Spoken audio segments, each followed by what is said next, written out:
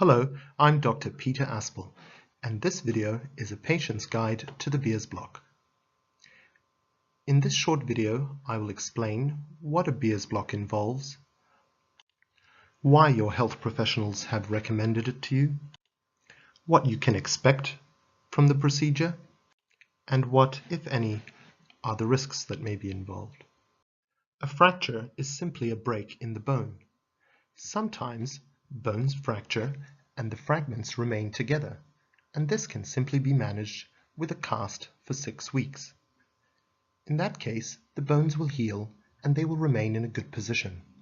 Sometimes, however, as shown in the picture on the right, the fragments of broken bone move away from each other, and this can cause significant pain and discomfort. It is important in these cases to realign the broken fragments of bone into as close as a position as they were before in order for the best healing to take place. Moving or manipulating the broken bones can be very painful, but if not done promptly and correctly, the risk is that they heal in a poor position and then the function of your arm will be affected in the future. These are photographs of other fractures that may be similar to yours. As you can see, the deformity is quite significant. While the bones are in this poor position, the muscles around them are contracted tightly to avoid any movement that causes further pain. It is important that we get these bones in the right position so that you have the best possible outcome going forward. In order to do this, we need to numb the area around the fracture so that it can be moved. Once your bones are in a nice position, the pain will be much less. The two main fractures at the wrist are called Colles and Smith's fractures. The management of both is very similar. If you fell with your wrist bent outwards, you probably sustained a Colles fracture. If, however, you fell with your wrist bent inwards, you probably sustained a Smith's fracture. The X-ray on the top left is of a normal wrist. On the top right, there is a line going through the bones of the hand and the forearm, showing how they need to be aligned. In the bottom two X-rays, as you can see, the bones have broken and moved to sit above where they should be. The Bier's block should provide the pain relief that you need in order for your health professionals to move these broken fragments of bone into the best position to allow for the best healing. The Bier's block has been used for over 100 years and is a very safe and effective way of providing you with the pain relief you need so that your bones can be moved back into their proper positions.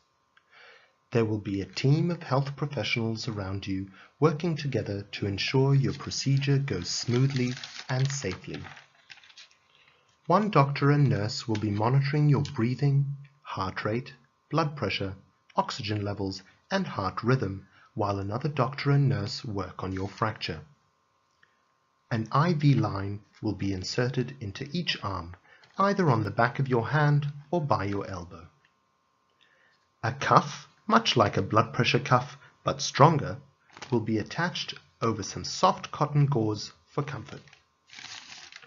During the procedure, a local anesthetic drug called prilocaine will be injected into the veins on the arm with the fracture. You may have tried prilocaine or another similar local anesthetic injection before, for example, at the dentist. The difference here is that rather than injecting it into the tissues of your arm, it will be injected directly into your vein. The effects of prilocaine last between 30 and 40 minutes before it is broken down into harmless byproducts. However, until the 30 minutes is up, it is very important that it stays confined to the blood vessels of the arm and does not flow into the rest of your body, as it may cause damage and irritation to other parts of your body. In the photograph on the left, the health professional is wrapping the injured arm in a tight bandage and raising it up before inflating the cuff so that any blood may flow down back through the cuff into the body to minimize swelling in the arm. In the photographs on the right, the inflated cuff is shown, and someone administering the local anesthetic into the vein is shown too. When your arm is nice and numb, the fracture will be fixed by pulling on the fragments of bone to straighten them out and put them into the right position.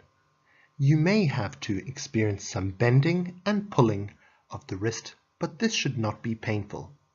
Once the position is satisfactory, it will be wrapped in a warm cast and allowed to set.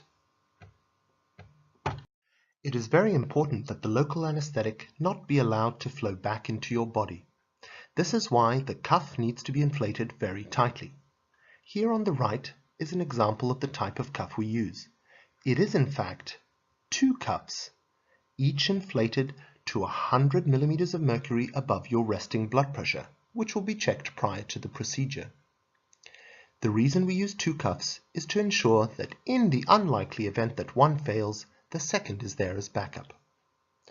Your health professional will inflate the cuff prior to the procedure starting so that you can get an idea of how tight it may be. Remember, you will need to have it up inflated for at least 30 minutes, maybe even 40, so it is important that you get a feel for it now and tell your health professional if you are worried that you'll not be able to tolerate it for that long. Most people do fine. The Bier's block is an extremely effective technique, and 99% of people feel absolutely no pain during their procedure. Some people experience some pulling and tugging during the procedure, but this is not painful. Not everyone can have a Bier's block though. The Bier's block is not suitable for young children or for injuries where the bones have been crushed into many tiny fragments. There are also a number of medical conditions where it may not be suitable, and discussions will be need to had between you and your health professionals. Those with Raynaud's disease, homozygous sickle cell disease, previous vascular surgery to the affected arm, or those with difficult venous access may not be appropriate for a Bier's block. If there is an infection of the skin around the fracture site, or if you have any allergies to the anesthetic agents used, and some of those with severe liver problems may not be suitable to undergo a Bier's block. If you have any concerns at all, discuss these with your health professional prior to the procedure. The Bier's block is an extremely safe and extremely effective procedure that has been in practice throughout the world for over 100 years. It has been studied in tens of thousands of patients in multiple centers across the world. But with any procedure, there are always risks that you need to be aware of before agreeing to proceed. Sometimes people can experience a rash or some lightheadedness as their heart rate or blood pressure drops slightly. However, this usually resolves after the procedure and can be easily managed if it doesn't. Extremely rarely are risks of seizures or funny changes in heart rhythms, but not to worry, because in the unlikely event that these things happen, there is an antidote for the local anesthetic called intralipid that is readily available on hand and can be administered immediately through the IV line in your other arm. It will reverse all the effects of the drug. But during the procedure, if you experience any tingling around the mouth, any lightheadedness, or any discomfort at all, please let your health professionals know.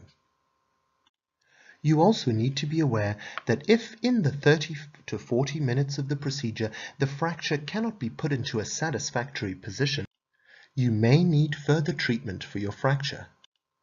This may involve repeating the procedure later in the day or the next day, or maybe even an operation under a general anesthetic.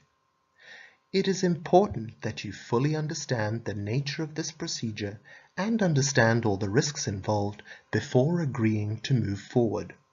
Please take some time to ask your health professionals all the questions you and your family may have before you proceed. It is important for you to know that although the Bier's block may be the best choice for you, there are other options.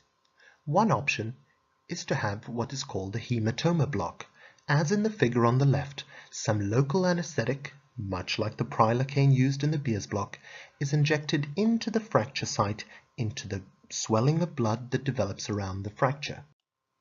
This can provide some relief for about an hour. However, many people find that with serious fractures, including Colley's and Smith's fractures, that this does not provide a sufficient level of anesthetic in order to allow the health professionals to manipulate the fracture into a good position. If your fracture is bad enough, it may need an operation, and this would involve a general anesthetic. There are significant risks associated with a general anesthetic, and the recovery time, as well as the time leading up to when you can have an operation, are significantly longer than those for the Bier's block. Please discuss with your health professionals if you have any questions about alternative options. The advantage of the Bier's block is that it can be formed now with a small staff and can be over relatively quickly. With an operation, a large team is involved and it will require some degree of coordination and planning. The recovery time from an operation is much longer. Once the arm is numb and the cuff is inflated and the manipulation begins, you won't experience any pain, but you will experience some pulling and tugging. Then a warm, wet bandage will be wrapped around your arm and the plaster of Paris or fiberglass cast will be applied.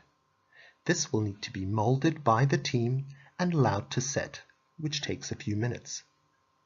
Once it is set, another X-ray will need to be performed to check that the bones are in a good position. In the X-ray on the right, this patient's hand is in a cast, the bones have realigned into a good position, and the procedure can now be over. In order to achieve the best result and the best outcomes, you can help by remaining calm, communicating with your health professionals, focusing on your breathing, and lying still. During the procedure, if you have any questions, please ask. Sometimes the complexity of the fracture necessitates variations be performed in the Bier's block, so it is important to ask your health professionals all the questions you may have before the procedure starts. Occasionally, patients need a combination of the hematoma block we spoke about, where the needle is injected into the fracture site, as well as the Bier's block in order to achieve a good result. Very occasionally, some sedative drugs like midazolam or diazepam may be used to help with sedation and anxiety in complicated cases.